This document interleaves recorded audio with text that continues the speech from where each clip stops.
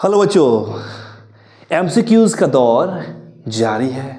तो बच्चों ज़्यादा समय ना लेते हुए आज और एक इम्पॉर्टेंट एमसीक्यूज़ पे ध्यान देते हैं। तो बच्चों एमसीक्यूज़ को करना ना भूलें। एमसीक्यूज़ को भी आप इतने अच्छे से, इतने बारीकी से आप कंप्लीट कीजिए ताकि बोर्ड एग्ज़ाम में एक भी एमसीक्यूज़ आपसे छूटना नहीं चाहिए प्यारे बच्चों। तो बच्चों ज़्यादा समय ना देते हुए क्वेश्चन पे ध्यान देते हैं। ये जो क्वेश्चन है प्यारे बच्चों, सबसे पहले एक डायग्राम आपके सामने दिया गया है। इस डायग्राम में ये जो दागी आपको दिख रहा है, ये दागी क्या है? ये किसी लेंस को रिप्रेजेंट कर रहा है, किसी लेंस को रिप्रेजेंट कर रहा है प्यारे बच्चों। तो अगर ये दागी किसी लेंस को रिप्रेजेंट कर रहा है और ये ए बी एक ऑब्जेक्ट है जो इस लेंस के इन फ्रंट रखा गया है। अब देखा गया क्या कि जब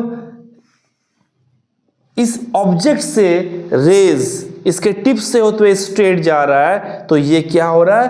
कन्वर्ज होके फोकस से पार कर रहा है प्यारे बच्चों, फोकस से पार हो रहा है। तो दैट मीन्स यहाँ पर रे टकराने के बाद क्या हुआ? लेंस से कन्वर्ज होता है। तो प्यारे बच्चों आप लोग को ध्यान देना है कि किस लेंस को हम लोग कन्वर्जिंग लेंस कहते हैं।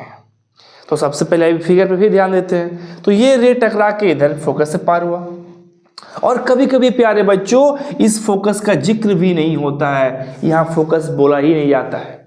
पर आपको ध्यान देना है प्यारे बच्चों कि लाइट की ये रे क्या हो रहा है? इंसिडेंट रे कन्वर्ज हो रहा है, टकराने के बाद converge.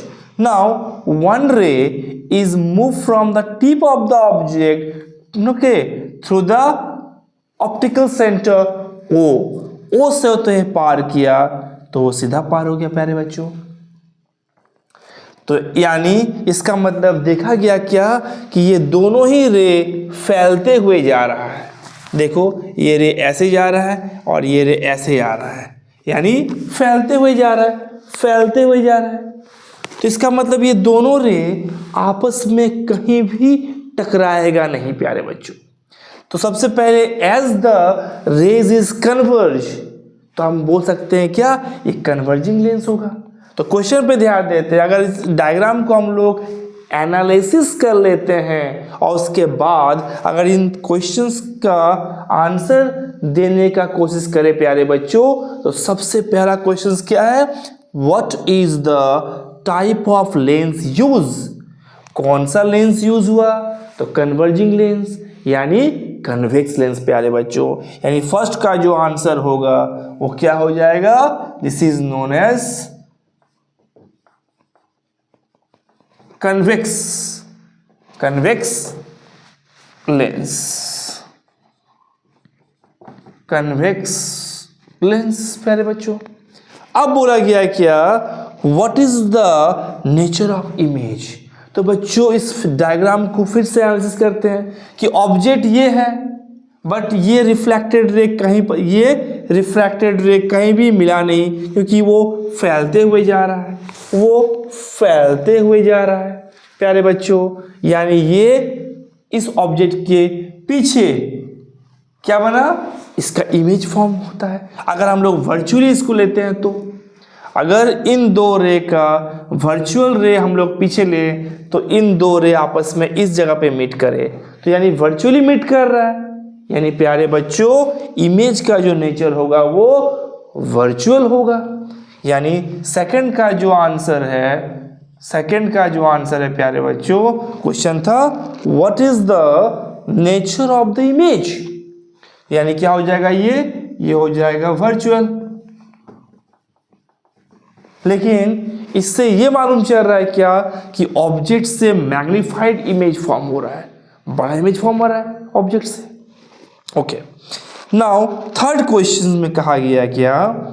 If the image is formed at a distance of 30 centimetre, यानी प्यारे बच्चों इस इमेज डिस्टेंस कितना दिया है? 30 सेंटीमीटर दिया है।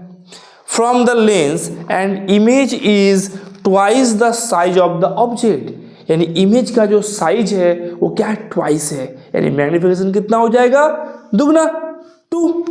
यानी इस थर्ड के लिए सबसे पहले हम लोग को ध्यान देना है क्या, हेयर। इमेज डिस्टेंस यानी v दिया प्यारे बच्चों, v कितना दिया है 30 सेंटीमीटर। चूंकि इसका इमेज लेंस के फ्रंट में ही है टुवर्ड्स लेफ्ट साइड, तो लेफ्ट साइड में क्या होगा प्यारे बच्चों, नेगेटिव साइन होगा, यानी -30 होगा, ये -30 सेंटीमीटर। अब बोला गया क्या, मैग्निफिकेशंस दिया है 2, क्योंकि साफ साफ बोला गया प्यारे बच्चों कि image is twice the size of the object, object का दुगना है। Then where is the object placed, यानी मुझे u का वैल्यू चाहिए, मुझे यहाँ से लेके यहाँ इसका वैल्यू चाहिए कितना होगा, तो इसे हम लोग क्या मान लेते हैं, x मान लेते हैं और u मान लेते हैं। सबसे अच्छा रहेगा इसे u ही मान लें। तो प्यारे बच्चों m इक्वल टू 2, तो हम लोग बोल सकते हैं that is m means lens में m क्या है, मैग्निफिकेशंस कहलाता है प्यारे बच्चों।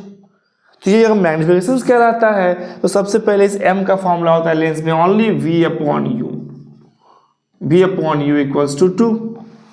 यानी प्यारे बच्चों हम बोल सकते हैं यहाँ क्या, ये जो v है वो 2u के बराबर है प्यारे बच्चों, v जो है वो 2u के बराबर है। अब हम लोग लेंस फॉर्मूला यूज करते हैं, तो लेंस फॉर्मूला में क्या होगा कि since 1/f equals to 1/f equals to, अच्छा यहाँ पर v भी दिया हुआ है, v कितना है प्यारे बच्चों, -30 दिया हुआ है, v कितना दिया है -30, तो हम लेंस का फॉर्मूला का जरूरत ही नहीं है क्योंकि फोकल लेंथ यहाँ पर दिया हुआ नहीं है प्यारे बच्चों, तो डायरेक्ट यहीं से प्रूव कर देते हैं ना, यहीं से कर देते हैं। क्या है, v equals to 2u, then u will be u equals to, therefore u equals to v upon 2, यानी प्यारे बच्चों u का जो वैल्यू हो जाएगा -30/2, यानी u इक्वल्स टू -15 सेंटीमीटर प्यारे बच्चों, यानी u का जो वैल्यू हो गया वो कितना हो गया, -15 सेंटीमीटर। यानी इस लेंस से ऑब्जेक्ट का डिस्टेंस कितना होगा, 15 सेंटीमीटर इन फ्रंट। ओके प्यारे बच्चों, ये निकल गया। अगर यहाँ पर f का वैल्यू दिया रहता तो हम लोग कुछ सोचते हैं कि लेंस फॉर्मूला यूज करें कि ना करें, लेकिन यहाँ मेरा फोकल लेंथ दिया हुआ नहीं है, मेरे पास v है इमेज डिस्टेंस लेंस से और मैग्निफिकेशंस दिया हुआ है। तो प्यारे बच्चों मैग्निफिकेशंस का फॉर्मूला होता है v अपॉन u लेंस में, लेकिन मिरर में मैग्निफिकेशंस का फॉर्मूला होता है -v अपॉन u, लेकिन लेंस में होता है only v upon u equal to. अब यहाँ क्या हो जाएगा, v इक्वल टू 2u, तो u हो जाएगा तुम्हारा v/2, पुट कर दिए, u का वैल्यू आ गया -15 सेंटीमीटर। तो this is the answer of this 3 questions प्यारे बच्चों। तो बच्चों उम्मीद कर रहे हैं कि अगर इस तरह के डायग्राम बेस्ड क्वेश्चंस आप लोग को दिया जाए और कहा जाए you have to be analyse the given figure and then give the answer of the following questions, तो बच्चों आप इस तरह ही इसे सॉल्व करोगे। तो बच्चों उम्मीद कर रहे हैं कि समझ में आया होगा आप लोग को। तो बच्चों कॉपी कर लें।